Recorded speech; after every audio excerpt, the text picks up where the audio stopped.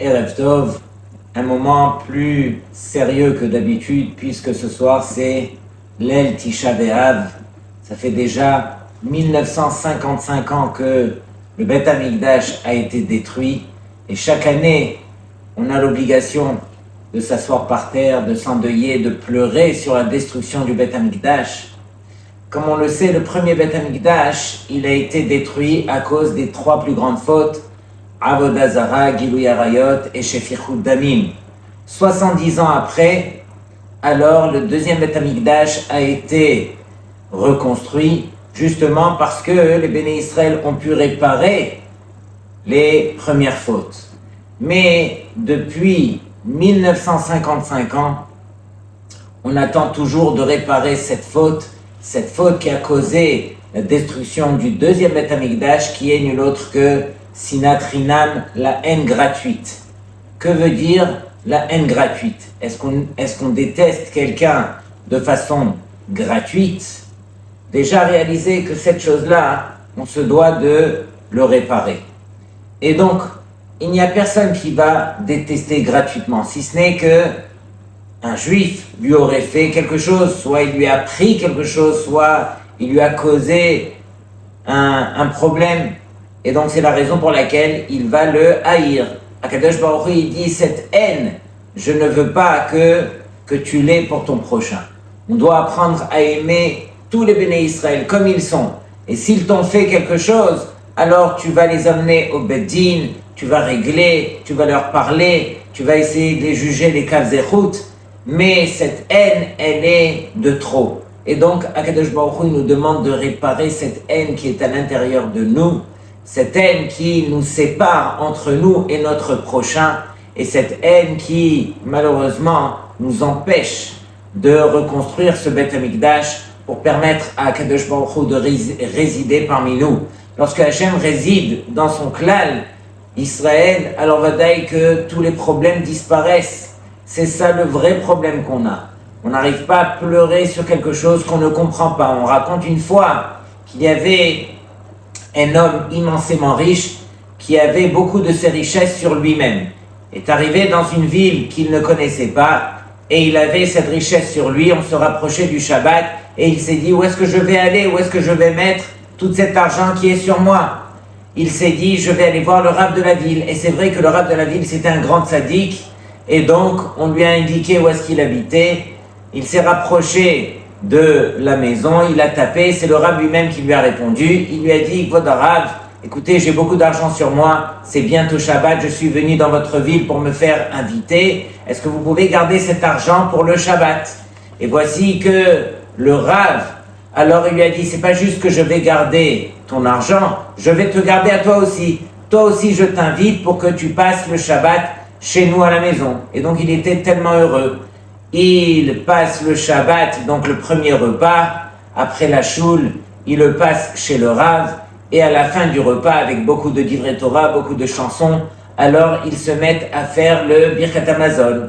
Et lorsqu'on arrive à Rachem Na Hashem Elokeinu, et que là-bas on parle dans le Birkat Hamazon de Et Yerushalayim Irach, donc que Akadosh Baruch Hu, il reconstruise donc Yerushalayim. À partir de là, le Rav, il commence à crier ces mots-là, il commence à les dire de manière tellement forte. Et donc, le riche qui voit ça, il se retourne vers la rabbinite, la femme du Rav, et lui dit, mais pourquoi est-ce que votre mari s'est mis à crier? On est des gens sensés, on est des gens intelligents, pourquoi est-ce qu'il se met à crier? Et donc, la femme ne répond pas, et elle lui dit, patiente, tu comprendras. Au deuxième repas, la même chose, rebelote, très beau repas avec beaucoup de divrei Torah, mais en fin de compte, Birkat Hamazon. Et là, encore une fois, lorsqu'on parle de Boné Yerushalayim, que Hachem, il va reconstruire donc Jérusalem, le Beth Amikdash, le Rav, encore une fois, il élève la voix, il se met à crier, et donc ça dérange terriblement le riche qui se retourne vers la rabbinite et encore une fois qui lui dit, patiente, tu comprendras. Et Seouda Shelichid rebelote, la même chose, le Rav se met à crier, et là, le riche, il dit, mais ce ne sont pas des choses qui se font, pourquoi est-ce que vous faites ça? Motzai Shabbat arrive, on finit par faire la Havdalah, il se retourne vers la rabbinite et lui dit, voilà, je dois quitter, je dois reprendre ma route, rendez-moi s'il vous plaît ce que je vous ai confié. Elle lui dit, mais vous nous avez confié quelque chose? Il lui dit, mais bien sûr, je vous ai donné la somme d'argent. Mais de quelle somme tu parles? Et de quoi est-ce qu'il s'agit? Et là, on voit que le riche commence à crier. Et donc, elle lui dit, mais je ne comprends pas, vous êtes un homme intelligent, un homme sensé. Pourquoi vous vous mettez à crier? Et il lui dit, mais vous m'avez dit que vous n'avez pas gardé cet argent. Elle lui dit, ah, maintenant je comprends, ne t'en fais pas. Elle lui a ramené tout l'argent, elle lui a rendu. Je voulais juste vous montrer que quand ça vous touche, alors là, automatiquement, vous élevez la voix, vous commencez à crier, il n'y a plus de raison. Et donc le Rav, c'est exactement ce qu'il a fait pendant le Shabbat. Combien un Rav, ça le touche, que le Beth Amikdash n'est toujours pas reconstruit, que Yerushalayim n'est pas encore reconstruite comme au temps du Beth Amikdash, et que Akadosh Baruch Hu ne réside pas encore parmi nous. Lorsque ça nous touche, Rabotai, alors on se met à crier, on se met à pleurer. Il y a des moments où les tzrok, il y a des moments où on doit rire, mais il y a des moments où il faut pleurer. Tisha B'Av, malheureusement, c'est un moment pour pleurer, c'est un moment où on s'assoit par terre et on s'endeuille et on essaye de ressentir la chose et on doit montrer à Hachem combien Kohev là nous, combien ça nous touche, combien ça nous peine que, encore une fois, on soit dans cette situation. Rabotai, je termine par le Shulchan Aruch. Le Shulchan Aruch, au début, dans le Siman Aleph Seif Gimel, il nous enseigne Ra'ui lechol yere shamayim sheyehem etzer vedoeg al chorban bet hamikdash.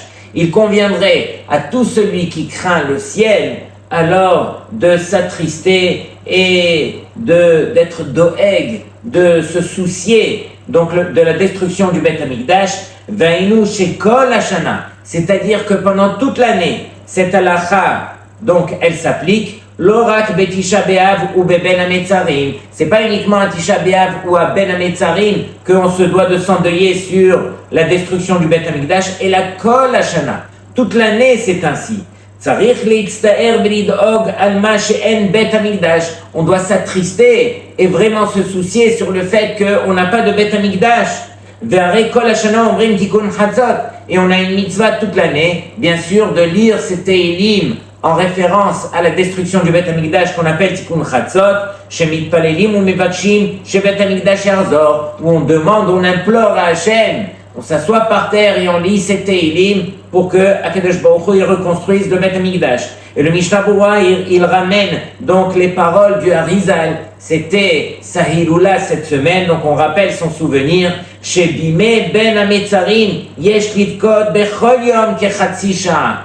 Il dit pendant tous ces jours de Ben Hametzarim, depuis le 17 du mois de Tammuz jusqu'à Tisha B'Av, alors il conviendrait de s'asseoir et de pleurer tous les jours, une demi-heure, sur la destruction du Bet Hamikdash. Ve'inyan bazeh hu livkot biglal shemitztaharim al ma she'en Bet Hamikdash. Et bien sûr, on pleure par le fait que on s'attriste, on est peiné du fait que le Bet Hamikdash n'a pas été encore reconstruit. Ve'im mitztaharim yachol liyot sheze ya'azor ve'yazor ve'ivne Bet Hamikdash. Et du fait qu'on va s'attrister, on va pleurer. C'est ça ce qui permettra justement la reconstruction du Bet Hamikdash. Et je termine avec le Shla Kadosh. Il a institué She'anu noagim bechol seuda lifne birkat hamazon lomar al naharot Bavel.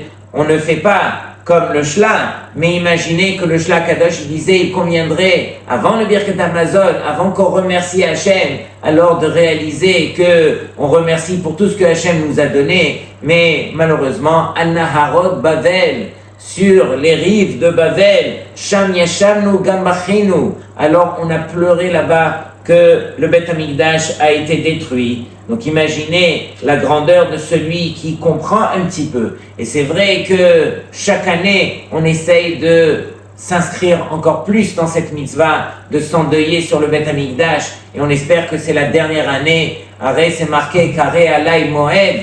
On espère que Akadosh Baruch Hu, il va transformer donc ce jour qui est tellement grand, tellement triste, aussi, il va le transformer, comme la Gemara l'appelle, un jour de Moed, un jour de fête, dans lequel Akadosh Baruch Hu pourra se réjouir que par notre Teshuvah, par nos bonnes intentions, on permettra à Hachem de revenir résider sur terre et reconstruire son Beth Amikdash.